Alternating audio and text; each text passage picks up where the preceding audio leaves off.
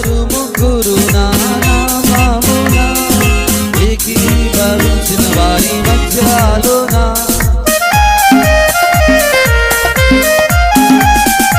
ఇద్దరు ముగ్గురు నా నామమున